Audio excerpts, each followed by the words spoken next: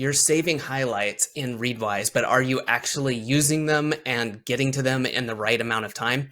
This is a feature that I wasn't aware of until recently, and this is going to really help myself out with reviewing highlights and getting that knowledge into my brain more quickly, and I think this could probably help a lot of others too. I'm Adam with the Productivity Academy. Let's get into this.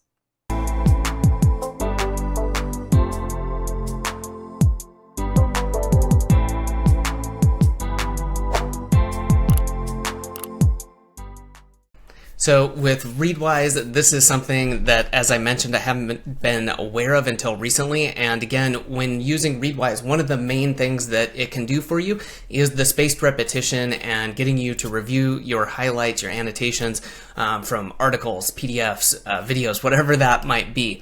So I'm assuming you have a Readwise account. If not, there's a link down below. But what you can do is come in, and this is relatively similar if you're on the web like we're showing here, or if you're on mobile, it's not that different.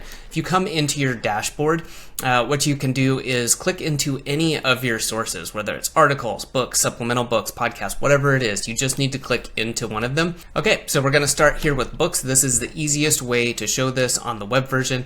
What we can do here is we'll see these two different modes. So kind of the gallery and then a list. And if you go over to everything, you'll notice that this goes away. I'm going to come back to that in a minute. So let's go back to books. We come in here, and this is kind of neat. Let's go with over here. Okay, the singularity is nearer. Let's see, I have reviewed 66 out of 121 highlights, so I definitely have a lot more to do here. So let's click into that. And we'll notice we just go in and it shows the highlights. And what we want to do actually is to find the highlights that we haven't reviewed yet. And there's a couple reasons you may want to be doing this. For myself, this is the reason, is because when I've gone through a book, when I've gone through an article, I've gone through something, kind of time is of the essence, and especially with something where I have a lot of highlights, I probably want a lot of these, in this case, for reference. I don't necessarily need them all to show up in my spaced repetition review from Readwise. And so two kind of competing things there is, one, recency. I want to actually review the things I've done recently and get those sorted, and that provides kind of two benefits. One, you're seeing those things again. Maybe you read an article on something important, you have 3 or 4 highlights of really important things. Maybe that next day or within a couple days, you really want to review that stuff and go through those highlights and see those again to help cement that into the brain. The other thing, again, as I mentioned, is some of it may be reference material, and you don't need to see that in your review, and you can very quickly go through here and do that.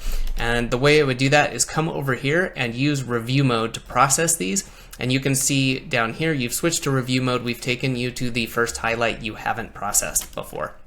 So now I can go through here and say, okay, yet if we fail, our very survival is in question. Do I need to see this highlight on its own in my spaced repetition from Readwise? No, obviously not. So there's a couple things you can do here. If you discard, you're not going to see that again, but also it would, I think, desync it from other places. I don't want to do that. I want to keep it.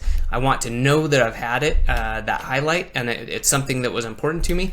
I would go with a feedback of never. And just say that, great, I'm keeping it, I'm not deleting it from anything, and then move on to the next one, okay? And then you can either done, as in you want to keep it, or give feedback again soon, later, someday, or again that never. And just go through here and do that. Now, let's go back through here, because if you'll notice, I talked about everything, and if you look over here, as we go through here, we don't see the little icons. So what you can do is, for example, let's take a look at something with a few, let's see, mirror bacteria. That was a really interesting one. Let's click into that.